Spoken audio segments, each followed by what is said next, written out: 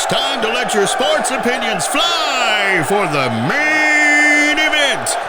A 7-team elimination match to decide the District 4 3A Championship.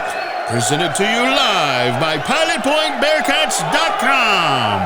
This 10-week match has been sanctioned by the University of Interscholastic League. Our celebrity referee for the District 4 3A show is none other than the daytime psychology professor, Texas high school football storyteller, North Texas insider, and DFW Inside High School Sports, the most feared member of the Texas high school mafia, the one, the only, small-town Dixie, the professor,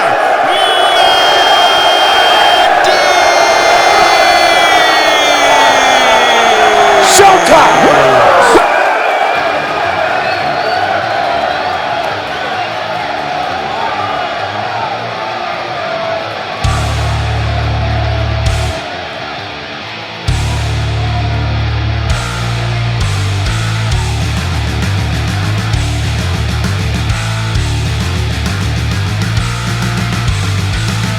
It is episode 17 of the District 4 3A report, and we've taken it from pillar to post.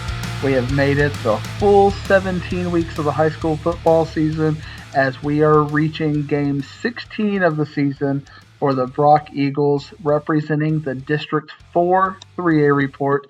My name is Matt Diggs, the professor, and again, our friends in Pilot Point have just been on point, if you will, no pun intended, with their end of show audio. So we're going to have to find out what they do, because I think they tell us what is really going to happen. I come on here and I tell you what I think is going to happen. And then our friends at the Pilot Point studios, they tell us what actually happens, because the Brock Eagles absolutely put it to Malakoff last week, winning that game 21-10, in a game that really wasn't even as close as the score. Malakoff with the fourth quarter punt return as their only touchdown of the game, which made it a little bit closer than one might have thought, especially since Brock had an injury near halftime, which kind of took a little bit of the luster off the diamond, if you will, but Brock just took it to them. And this was a game that I knew I was wrong the very first play of the game, because once you saw Brock line up and you saw Malakoff line up for the very first time, you looked and you went, man, Brock is just significantly bigger and stronger than this Tiger team, and they were, and that was really the story of this game.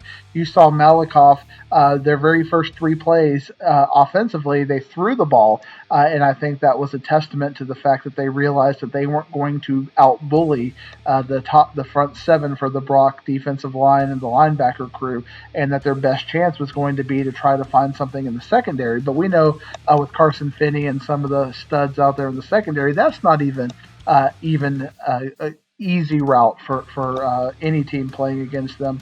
So Brock absolutely just manhandled Malakoff from pillar to post, beating them. The game started off with Malakoff was able to get a field goal to start things off. Tyler Moody answered back with a nice little flip, and then we saw Brock completely take over with Reed Watkins, and Reed Watkins had a big game for Brock, and he ran for 7 yards to take it to 14-3 at halftime, and they were just consistently getting 8 to 10 yards on the ground with a couple of big plays. Reed Watkins had 24 carries for 137 yards, and then he was able to score in the third quarter, and then Alex Huckabee. What am I? We're talking about? It was like Chauncey Hogg, I think was his name. I'm looking at the digital scout results for this game, and I was like, I was there. I don't remember a guy named Alex Huckabee scoring for them at all. It was not him. So it was Chauncey Hogg. There you go. It was number 1, not number 2, Malakoff. He scored the punt return touchdown for Malakoff to give them the only touchdown that they had in that game.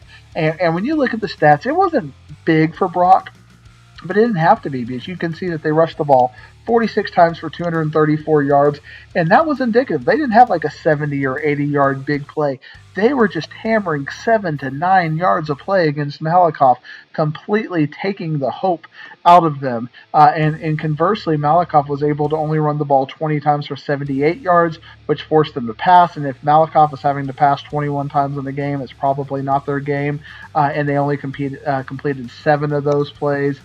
It was just a dominant performance for Brock. Malakoff, Mike Jones, 7 of 21 for 115 yards.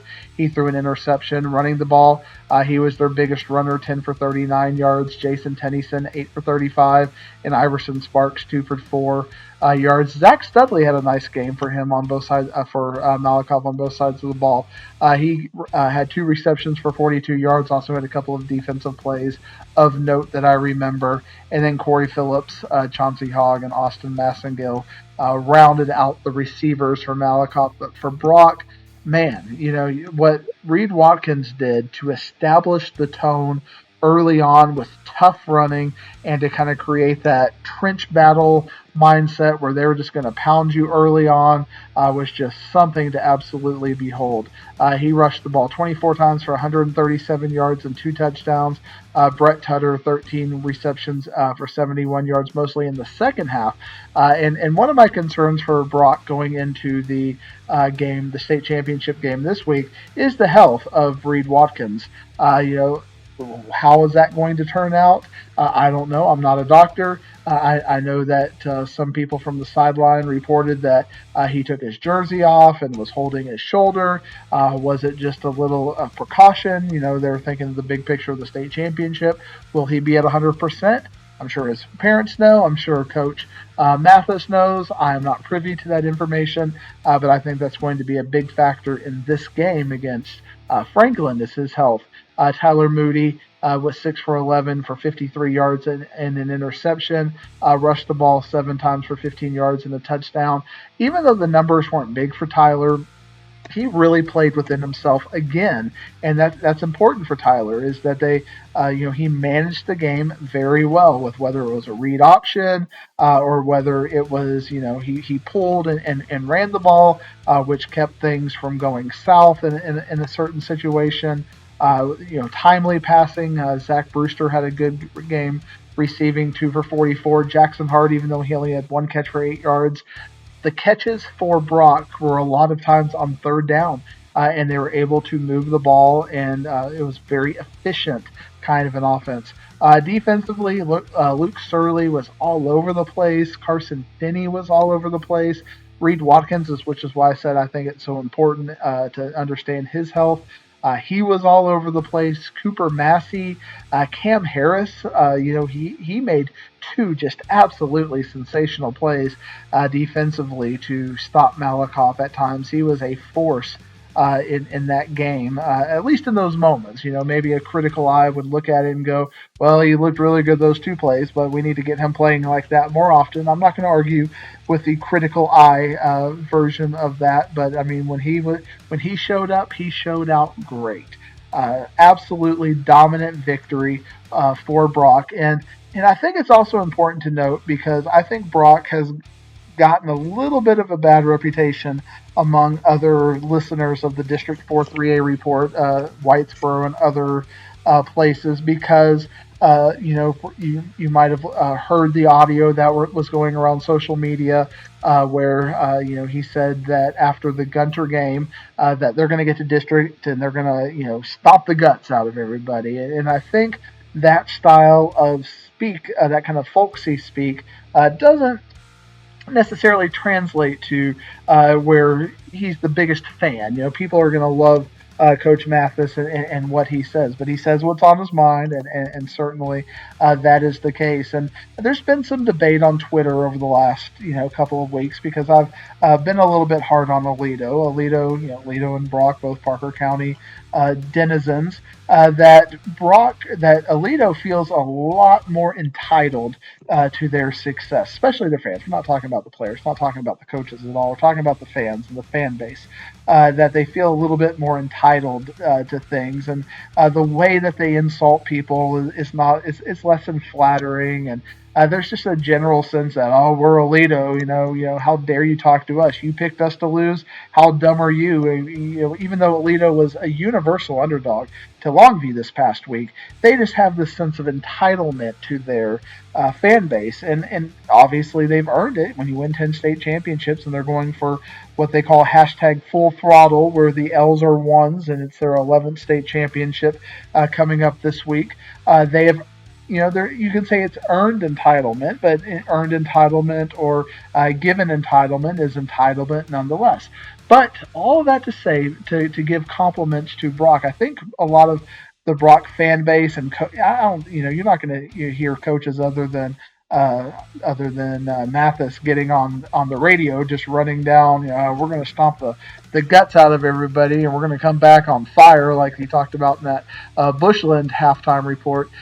Everybody at Brock, to a number, like I can't even say, well, it's 99% of people. It was 100% of people after that game down there at the Star who came up and talked to me or introduced themselves were nothing but humble, nothing but kind. I had coaches come up and introduce themselves. Like, you don't know me, but I'm this person, and I read your stuff on Twitter or I listen to your podcast, and we really appreciate your coverage. You don't hear that from Alito and some of these other entitled fan bases. It's like, why'd you pick us to lose? How dare you pick us to lose? There was nothing but gratitude and graciousness, the sense of that. I had a couple of moms walk up to me and say, "Are you Professor Diggs?" And one just smiled and was like, I'm really a fan. I appreciate that. And that just made my day. I mean, who knew that a Brock person who didn't even give me her name just, walked up to me and was so kind and genuine and effusive in the praise that she just enjoyed the fact that Brock was getting coverage. It wasn't that they deserve coverage or that they deserve this or that they deserve that. They've earned all of these things. Obviously, one could say they've deserved those kinds of things.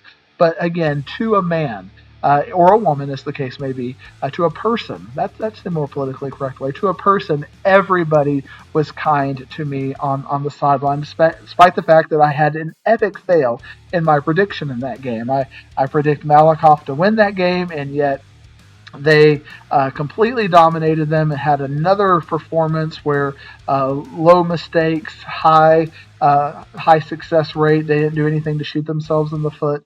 Players, coaches, the athletic director, Massey came over and was, "Hey Diggs, how you doing? Again, thank you for the coverage of Brock. We appreciate it for the kids." It was just that kind of mindset that you watch this Brock team and you can't help but be a fan. Even if you're a Whitesboro Bearcat and you're frustrated that they beat you twice and they beat you 4 times in the last 2 years and whatnot, you are still, if you go down there and you get to know them a little bit more than the little bit of the bravado of the district wars, just a class group of people down there in Brock. And I'm not saying that just because it's the District 4 3A report, because I've had situations where people were less than nice, like the Alito situation I've referred to. Why'd you pick us to lose, Diggs? That kind of stuff. People understood, and Brock's team completely showed out and just beat them up. They beat them up at the point of attack on both sides of the ball, and that was ultimately the game. Brock's front 7 dominated. The offensive line was great. The skill players ran hard, did what they needed to do, and Brock took it home. And they are taking us to the state finals. Well, they'll be taking on Franklin, the defending state champion Franklin Tigers. And I think even more so than you look at last year and you look at what did Franklin do and what did I said the Tigers. It's the Malakoff Tigers. It's the Franklin Lions. We're the Bears, right? You got lions and tigers and bears on my. I know some of you probably were not even listening to what I said, because once I called them the Franklin Tigers, you're like, Diggs, you messed up. It just takes my brain. It's like a little bit of a reboot mechanism. When I say something stupid, it might take me 7 to 10 seconds to catch it. But once I catch it, we have to stop down the whole show and get there. But we will get there. It's the Franklin Lions. And they beat Gunter last year, and they dominated Gunter last year in such a. It was 49-35, but it was a game where even though it was score for a little while, you knew that Franklin, was just the dominant force in that game. And despite the fact that their defense had only given up, obviously it was Gunter's worst game of the year as far as the points that they gave up, and they got beat up. There's no two ways around it. Now, one, I think, variable, if you're looking at Brock this year versus last year. One thing, and people may disagree with this, and I'm sure they will let me know at AT&T Stadium or through the mechanism, the miracle of social media, is I think if I'm, at least for me, I'm being honest, last year's Brock team is better than this year's Brock team. But that being said, last year's Brock team really seemed to fall off after the regional finals against Whitesboro.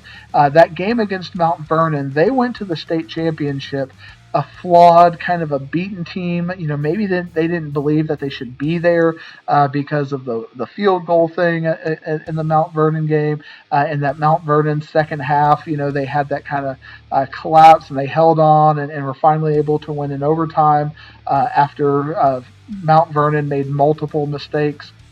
This Brock team is going in on a high. This Brock team is going in playing their best football of the year. And, one of the kind of metaphors we use in the DFW podcast and some other things that I do is when Brock looks at Franklin across the field, and nobody who has played Franklin most likely can say this. Again, I haven't analyzed all of their schedules, but generally speaking, because Brock scheduled those first four games against Wimberley, who's still playing in the state championship, against Texarkana Pleasant Grove, who lost to Carthage, against Wichita Falls Hershey, who lost to Glen Rose, who lost to Carthage, and then Gunter, who will be also playing for a state championship, who has a really good chance to win a state championship, might I add. Franklin has not. Brock has seen teams better than Franklin.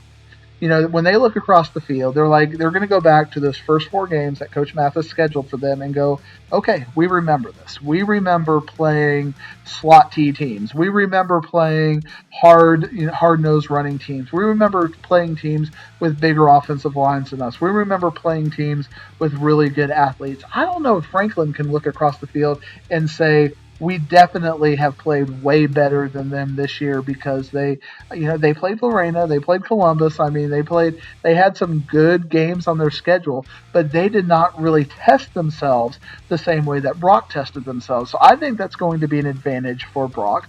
I think the other advantage for Brock, as I alluded to earlier, is that they are coming in playing their best football of the year. It's not to say Franklin's not playing their best football of the year. Obviously, beating the heck out of Edna the way they did, 41-13, is playing really good football. I don't see any sort of issues with that. But the difference between Brock last year going to Lorena is you can look at that game against Mount Vernon and go, okay, I think this is not going to go well. I think they're going to be able to run down their throats. You had kind of that recency effect. But now the recency effect for Brock is they beat Whitesboro. They played their best game there. They forced the turnovers. They played their best game against Malakoff. And now, although you have to kind of, if you want to be ticky-tack about that, I look back at Gunter. Gunter got a special team score. You look back now at Malakoff. Malakoff got a special team score. It didn't factor into the game. It certainly did factor into the game against Gunter. Franklin is good enough to where you cannot be giving them special team scores. I mean, that is something that Brock has got to clean up on the special team side of the ball.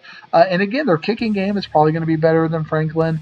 Kickoff game is going to be better than Franklin. I think Tyler Moody's punting skills in the game against Malakoff was an underrated underrated part of the game, and it was actually almost too good of a kick because it was too, it bounced in a way to where he got a good running start and was able to make a couple of guys miss, and once he hit the sideline and got past that first wave, he was able to take it.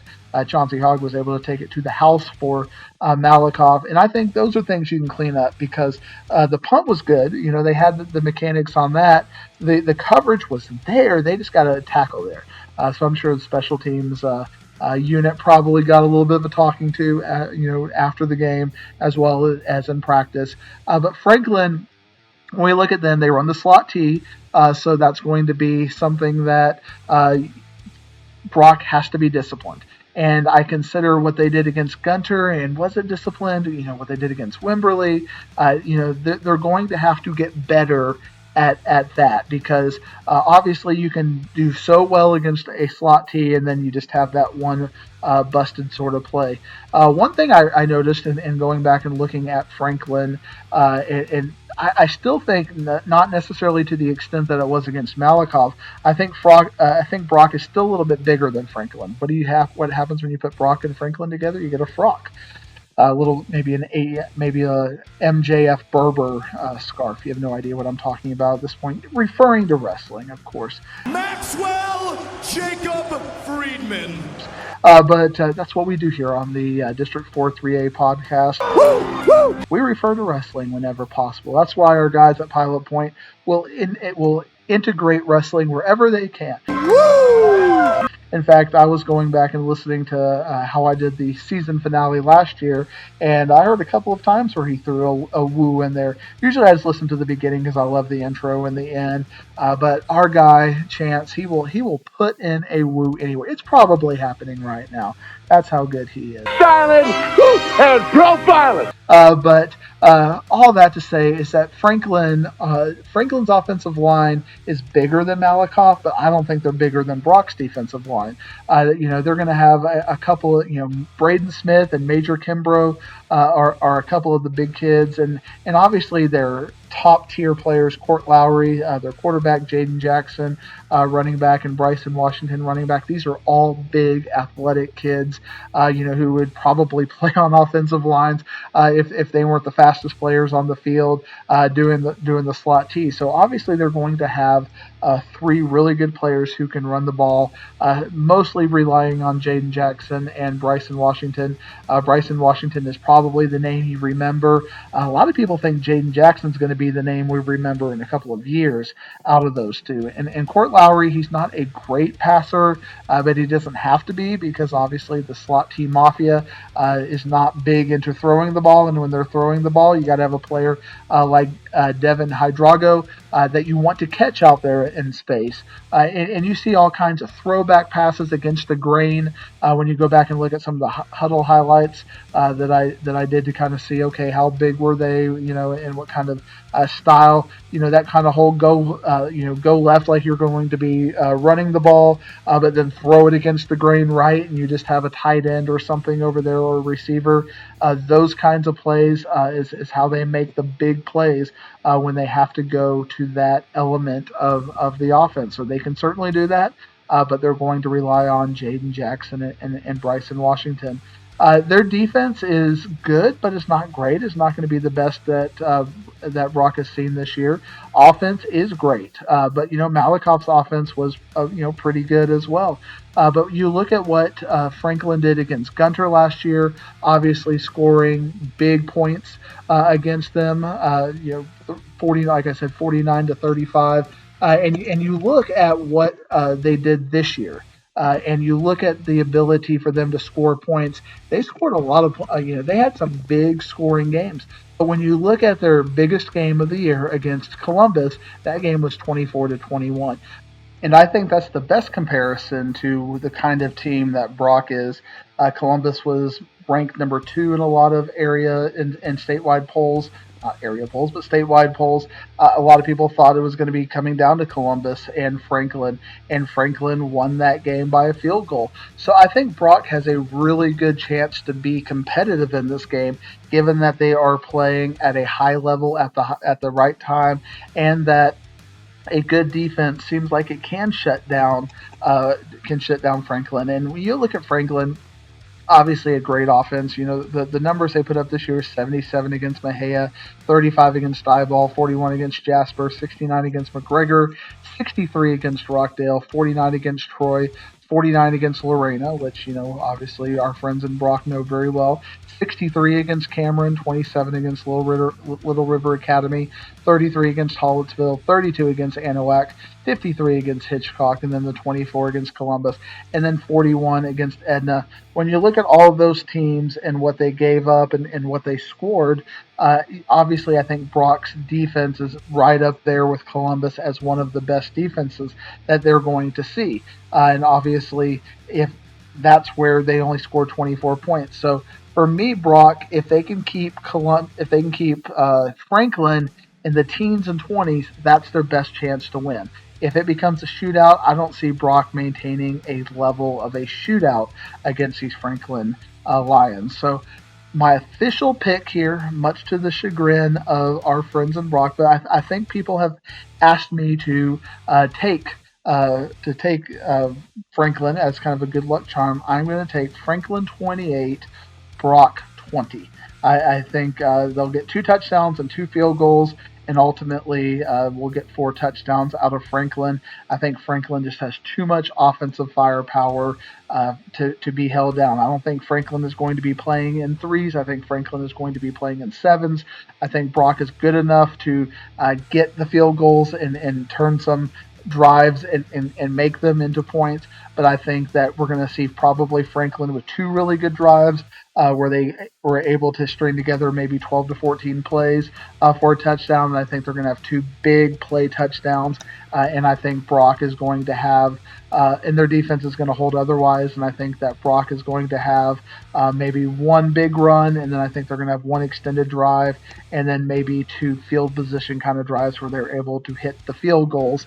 Now, if Brock can turn those field goals into touchdowns, obviously we're at a tie game and maybe going to overtime, but I do think Franklin, as the man, will be looking to repeat and obviously give Brock a lot of credit. They've made it here 2 straight years, and as we saw last year or last week, I only went 10-10. So obviously my picks failed up and down the board. You get here, you have a puncher's chance, obviously, and we're not even talking about that level of difference between Franklin and Brock. You know, I've seen one computer poll have Franklin as a 1-point lead. 1-point favorite. I saw another one have a pick 'em. So this is a very evenly matched game, mostly on the strength of what Brock did last week. But my analysis of that was I think Region 2 is a little bit overrated. I think Region 2 with Pottsboro and Winsboro and Mount Vernon, who obviously had some injuries that derailed them, and then West and Malakoff and Grandview.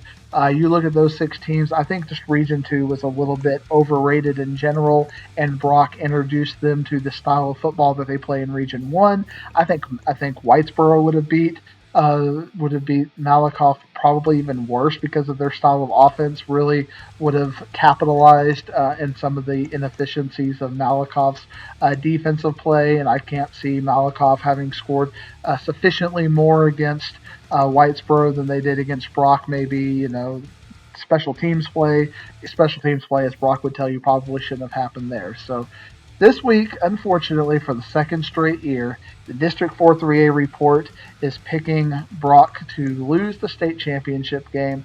But if it's anything like it's been the last 2 weeks, if Brock plays the perfect kind of game, and not even perfect as they have to do everything right, but just avoid the really crazy mistakes. You didn't see, the huge self-inflicted wounds. They did have a turnover. They did have the special teams play, but it just wasn't this, symphony of self-inflicted wounds like it was against Whitesboro in the first time, and then Gunter. There was a lot of self-inflicted wounds. They are just playing at a much higher level.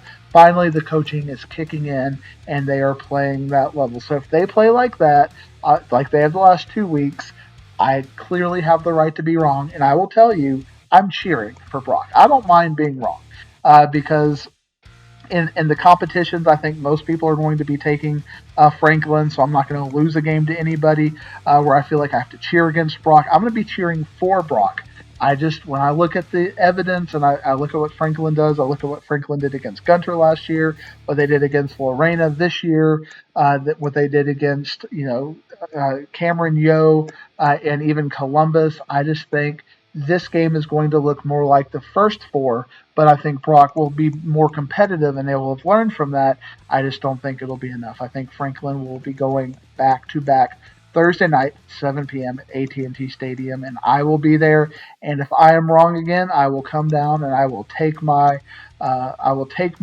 abuse lovingly, because I learned last time that you guys are more than gracious and appreciative of the coverage. So thank you for listening and allowing me a platform to give this coverage to the Brock Eagles. They have been certainly fun to watch, and all the District 4 3A teams going back into, it feels like forever since we had Paradise and Whitesboro on this thing, but their coverage as well it's been the fun of my week. I love doing the dump.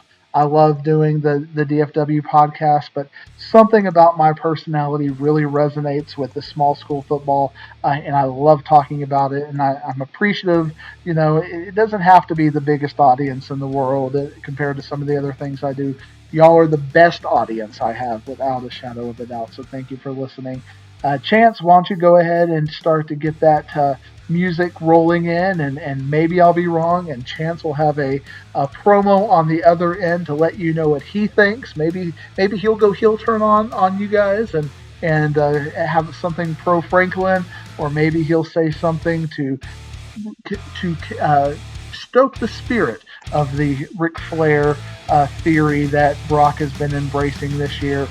Can they do it one more time and bring a title home to the DFW area, or does Franklin go to the promised land one more time? Chance, why don't you let us know what you think? We'll see you down the road. Woo, woo, woo, woo, woo. I ain't leaving. What do you think they're talking about in London now? What do you think they're talking about in Los Angeles, New York, Chicago, and Atlanta, GA? They're saying, oh my God, he's got it back again for the second time. Oh. Whoa, wait a minute. My friend, don't walk on me. I'm not through gloating. For all of you that thought we were through, these two kiss-stealing, wheeling, dealing, limousine riding, jet flying, son of a guns on top of the WWF. You were wrong. Tell him, Mr. Perfect. Matt Diggs. He will not be the ultimate warrior. He will be the ultimate loser. And that's the bottom line. 'Cause Stone Cold said so.